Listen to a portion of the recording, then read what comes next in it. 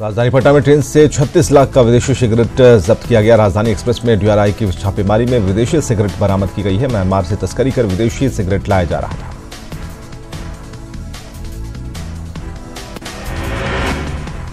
अररिया में बेखौफ अपराधियों ने तांडव मचाया है। अपराधियों ने सीएसपी संचालक को गोली मार दी और 4 लाख रुपए कैश लेकर फरार हुए। गंभीर हालत में संचालक को पूर्णिया रेफर किया गया। बेतिया में गन्ने के खेत में अचानक आग लगी। आग लगने के कारण 3 एकड़ में लगे गन्ने की फसल पूरी तरह से जलकर राख हो गई। बिजली विभाग की लापरवाही की वजह से आग लगने की बात बताई जा रही है। मुजफ्फरपुर के चर्चित बालिका गृह यौन शोषण कांड में जेल में बंद मधु को जिला पुलिस रिमांड पर लेगी। विशेष पॉक्सो कोर्ट ने पुलिस को 2 दिन के रिमांड का आदेश दिया है। पुलिस 2 दिन तक मधु से पूछताछ करेगी। इसमें कई बड़े बड़े राज खुलने के आसार हैं। बांका में आपसी विवाद में एक युवक की गोली मारने के बाद धारदार हथियार से हत्या करने का मामला सामने आया है। घटना चांदन थाने के स्लजोरी की है। मृतक का नाम दीनदयाल यादव है, जो झारखंड के देवघर का रहने वाला बताया जा रहा है। बेगूसराय में सड़क हादसे में एक साइकिल सवार की मौत के बाद लोगों ने ट्रक में जमकर तोड़फोड़ की और NH 31 को जाम कर हंगामा किया। घटना नगर थाना क्षेत्र के हरहर महादेव चौक के करीब की है। मुजफ्फरपुर के चर्चित पूर्व मेयर समीर हत्याकांड के दूसरे हत्यारे सुजीत को 6 दिनों की न्यायिक हिरासत में जेल भेजा गया है। नगर थाना पुलिस ने भारी सुरक्षा के बीच सुजीत को कोर्ट में पेश किया, जहां से उसे जेल भेजा गया। बोधगया सड़क मार्ग पर टेकुना फार्म मोड़ के करीब बस सड़क हादसे में बाइक सवार युवक और युवती की मौत हो गई। मृतकों की पहचान गया जिले के रोशनगंज थाना क्षेत्र चरकी थाना क्षेत्र के निवासी के रूप में हुई है। बेगूसराय में दवा व्यवसायी की हत्या के बाद अपराधियों ने एक व्यवसायी और शिक्षक दंपति से रंगदारी की मांग की है। व्यवसायी से 8 लाख की रंगदारी और शिक्षक दंपति से 30 लाख की रंगदारी की मांग से पुलिस के लिए मुश्किलें बढ़ गई हैं। पटना में अपराधियों ने फायरिंग की दहशत फैला दी। मोटरसाइकिल सवार अपराधियों ने कोचिंग सेंटर के करीब गोलीबारी कर फरार हो गए। फायरिंग के डर से कई व्यवसायियों ने दुकानें बंद कर दी। नालंदा में बेलगाम कार ने एक महिला को रौंद दिया, इससे उसकी मौके पर ही मौत हो गई। हादसे के बाद भड़के लोगों ने काफी देर तक सड़क जाम रखा। बताया जा रहा है कि कार का ड्राइवर शराब के नशे में था। जमुई पुलिस ने ईंट भट्टे से अगवा किए गए 3 मजदूरों को रिहा करा लिया है। इस मामले में 3 लोगों को हिरासत में लिया गया है और कुख्यात रमेश हेम्ब्रम और गिलुआ टुडू का इसमें हाथ बताया जा रहा है। भोजपुर पुलिस ने नकली नोट छापने वाले गिरोह का पर्दाफाश किया है। पुलिस संदेश थाने के जमुआव गांव में कार्रवाई करते हुए कारोबार में शामिल 3 महिला समेत 5 लोगों को गिरफ्तार किया।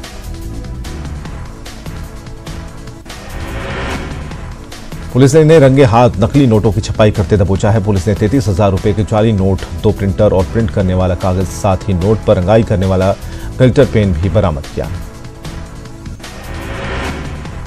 दिल्ली से मुजफ्फरपुर जा रही बस तेज गति के कारण अनियंत्रित होकर पलट गई। इसमें 7 यात्री घायल हुए हैं। हादसा चकिया थाने के बनर झूला चौक के करीब NH 28 पर घटित हुई।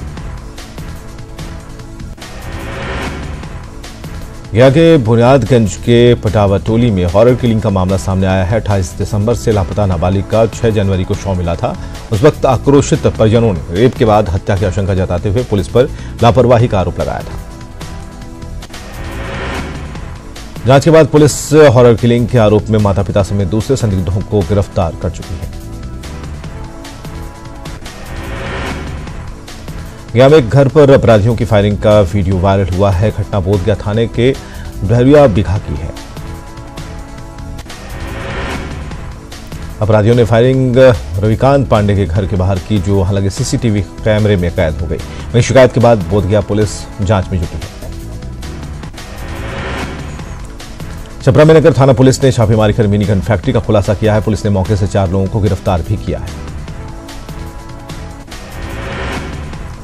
गिरफ्तार अपराधियों के पास से 3 देसी पिस्टल और बड़ी मात्रा में अवैध हथियार बरामद किए गए हैं। जहानाबाद के मखदूमपुर में एक शिक्षक पर शराब के नशे में छात्रा से छेड़खानी का आरोप लगा है। कक्षा 8 की छात्रा ने शिक्षक पर छेड़खानी का आरोप लगाया। मामले का खुलासा होने पर ग्रामीणों ने आरोपी शिक्षक को बंधक बनाकर मारपीट की। बाद में मौके पर पहुंची पुलिस ने टीचर को गिरफ्तार कर लिया है, जबकि आरोपी टीचर ने आरोपों से इनकार किया है। केवल जमालपुर रेलखंड पर नई दिल्ली भागलपुर एक्सप्रेस में यात्रियों से लूट मामले की जांच के लिए रेल डीएसपी जमालपुर के नेतृत्व में एसआईटी का गठन किया गया। नारकोटिक्स कंट्रोल ब्यूरो ने बख्तियारपुर में छापेमारी कर 75 लाख का गांजा जब्त किया है। साथ ही 2 तस्करों को गिरफ्तार किया। भागलपुर में पुलिस ने छापेमारी कर सेक्स रैकेट का भंडाफोड़ किया है। जोगसर थाना क्षेत्र के चंडी प्रसाद लाइन में रैकेट का खुलासा करते हुए मौके से 3 पुरुष और 3 महिला को गिरफ्तार किया गया। धनबाद पुलिस ने साइबर गैंग का पर्दाफाश किया। साइबर अपराध से जुड़े बिहार और झारखंड के 5 कुख्यात अपराधियों को एटीएम क्लोन मशीन के साथ पकड़ा गया। पकड़े गए आरोपियों के पास से लैपटॉप, आधा दर्जन mobile, swipe card, clone ATM और नकद रुपए भी बरामद किए गए हैं। पकड़े गए सभी अपराधियों पर दर्जनों कांडों को अंजाम देने का आरोप है। बोकारो के चास में अपराधियों ने बैंक से पैसा निकालकर जा रहे पार्षद पति से 2 लाख रुपए की छिनताई की और पुलिस सीसीटीवी फुटेज के आधार पर जांच में जुटी है।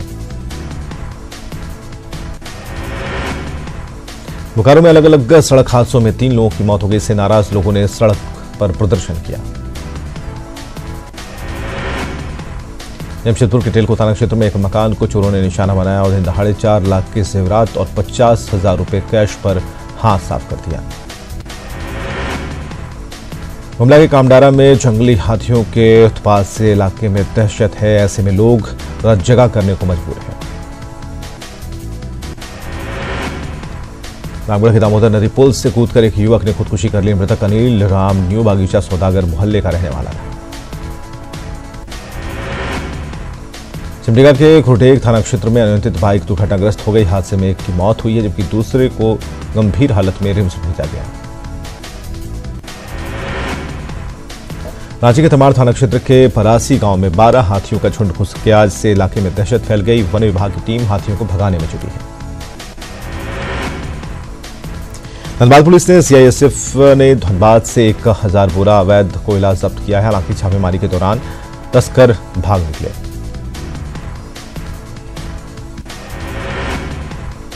गुमला पुलिस ने मलगो गांव से अवैध लकड़ी लदी पिकअप वैन जब्त की है। साथ ही 3 लकड़ी तस्करों को पकड़ा है।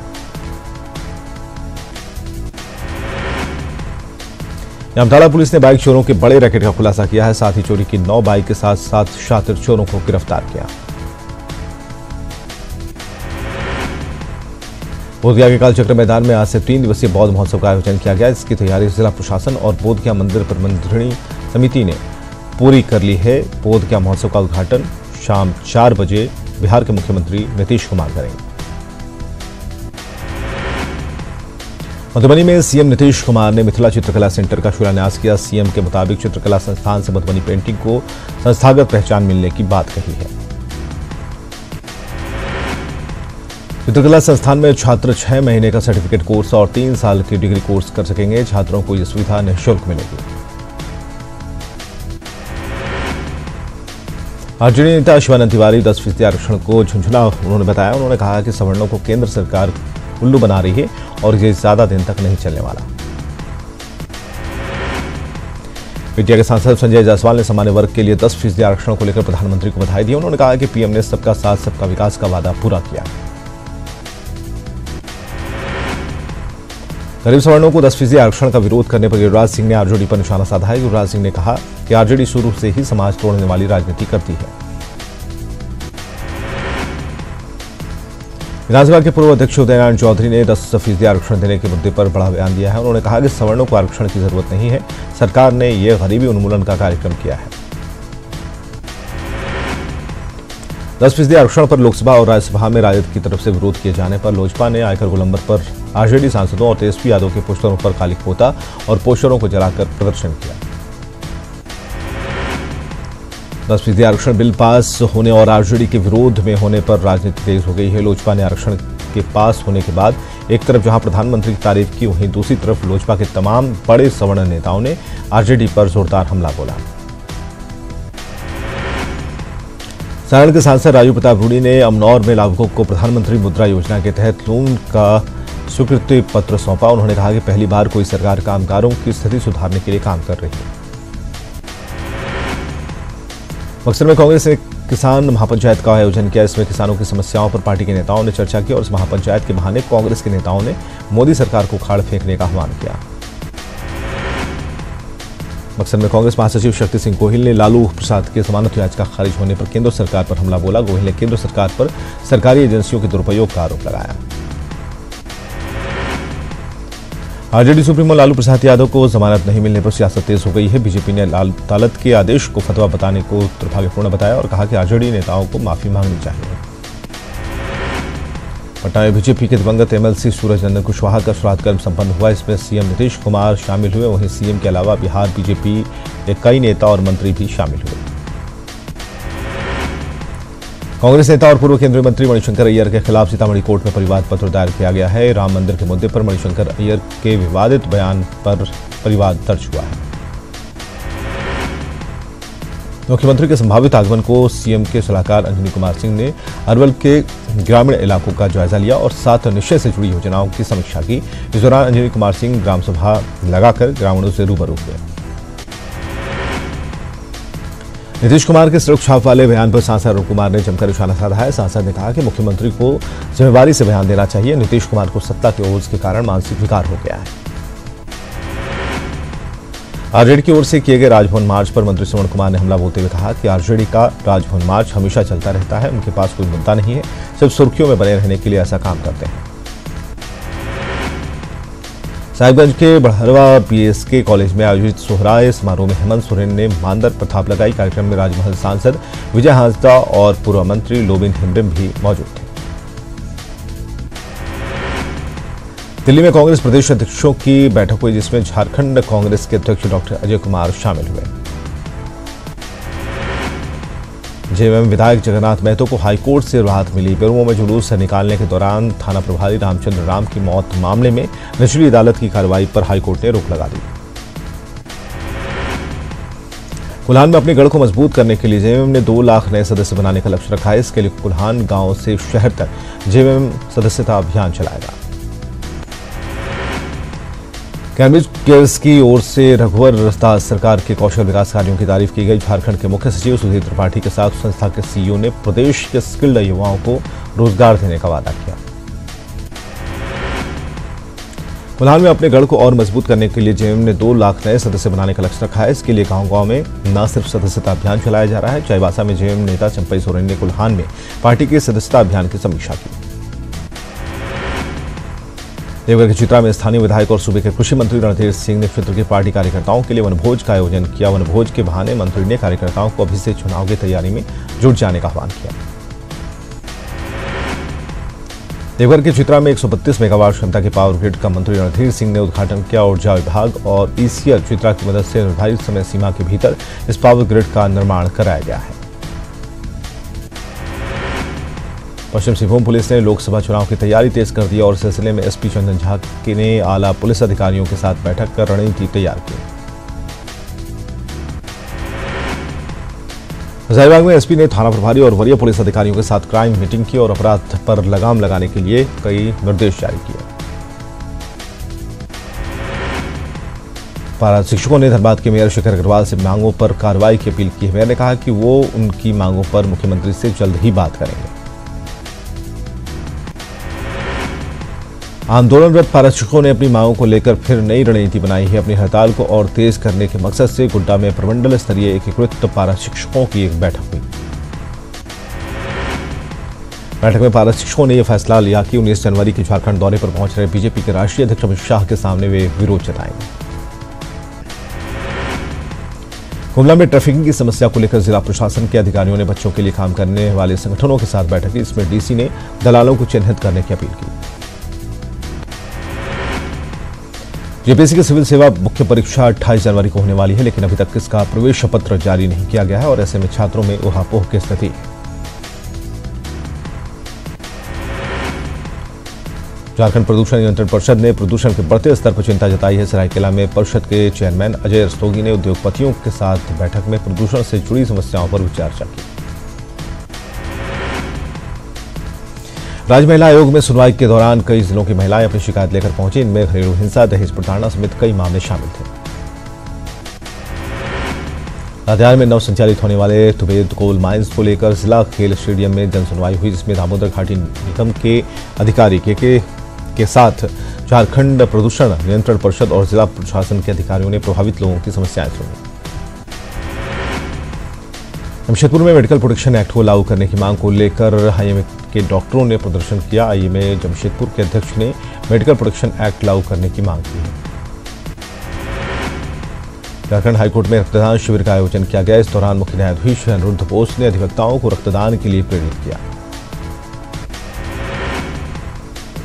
गुमला के किसानों ने मटर की खेती के जरिए आत्मनिर्भरता का रास्ता ढूंढ निकाला है। इसका फायदा किसानों और उनके परिवार को मिल रहा है। कोलकाता में आयोजित अंडर 14 ऑल इंडिया हॉकी प्रतियोगिता के सेमीफाइनल में सिमडेगा बालिका टीम पहुंच गई है। क्वार्टर फाइनल में महारानी कोलकाता की टीम को हराया। मुजफ्फरपुर के एसके मेडिकल कॉलेज के एमबीबीएस फाइनल ईयर के छात्र छात्राओं ने एमआईटी इंजीनियरिंग परीक्षा केंद्र पर परीक्षा देने से इनकार कर दिया है और छात्र छात्राओं ने मेडिकल कॉलेज में जमकर प्रदर्शन किया और प्राचार्य का घेराव किया। रोहतास जिला मुख्यालय में ही डीएम ऑफिस से चंद गज की दूरी पर स्थित जिले का सबसे पुराना हाई स्कूल उच्च विद्यालय चौखंडी पथ में एक भी कारगर शौचालय नहीं है। एक और जहां पर्यावरण संरक्षण के लिए जगह जगह कई तरह के जागरूकता अभियान चलाए जा रहे हैं, वहीं दूसरी ओर अरवल जिले के कई जगहों पर इससे संरक्षित रखने वाले सजीव और निर्जीव के अस्तित्व मिटाने में लोग कोई कसर नहीं छोड़ रहे हैं। किशनगंज के टोड़ागाछ प्रखंड मुख्यालय के हाई स्कूल मैदान में नशा मुक्ति जागरूकता क्रिकेट टूर्नामेंट का आयोजन किया गया। कार्यक्रम में युवकों को नशे से दूर रहने की शपथ दिलाई गई। और रांची से बड़ी खबर है, जहां पीएलएफआई एरिया कमांडर के साथ 2 अन्य गिरफ्तार किए गए हैं। पीएलएफआई एरिया कमांडर कुंवर उराव उर्फ जैना के साथ 2 की गिरफ्तारी हुई है। पिस्टल और देसी कट्टे के साथ कई सामान भी बरामद किए गए हैं। पुलिस को कई मामलों में कुंवर उराव की तलाश थी। और कटिहार से बड़ी खबर है, जहां अलाव से लगी आग में 6 घर जलकर राख हो गए। मनिहारी थाना क्षेत्र के धमक गेट संख्या 12 के पास की यह घटना है। स्थानीय लोगों और फायर ब्रिगेड की कड़ी मशक्कत के बाद आग पर काबू पाया जा सका। बताया जा रहा है कि अलाव तापने के दौरान चिंगारी उड़कर फूस की झोपड़ी में लग गई और आसपास के घरों को इस आग ने अपनी चपेट में ले लिया। आग इस दौरान किसी की मौत की खबर नहीं है।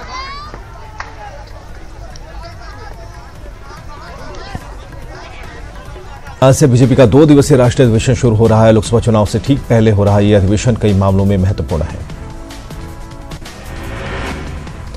5 राज्यों में बीजेपी के प्रदर्शन से मायूस हो चले बीजेपी कार्यकर्ताओं में उत्साह भरने के लिए आयोजन किया जा रहा है। पीएम मोदी और अमित शाह कार्यकर्ताओं को जीत का मंत्र बताएंगे। कांग्रेस अध्यक्ष राहुल गांधी 2 दिन के दौरे पर दुबई पहुंचे हैं, जहां एयरपोर्ट पर उनका जोरदार स्वागत हुआ। राहुल अपने दौरे के दौरान भारतीय प्रवासी समुदाय के लोगों से मुलाकात करेंगे। जीएसटी काउंसिल की बैठक में वित्त मंत्री अरुण जेटली ने छोटे कारोबारियों को राहत की खबर दी। उन्होंने कहा कि कारोबारियों को अब 40 लाख रुपए तक के एनुअल टर्नओवर पर ही रजिस्ट्रेशन कराना होगा। जम्मू कश्मीर के गुलमर्ग में विंटर यूथ फेस्टिवल का आयोजन किया गया। फेस्टिवल में तरह तरह के कार्यक्रम का आयोजन किया गया और इसका मकसद पर्यटन को बढ़ावा देना है।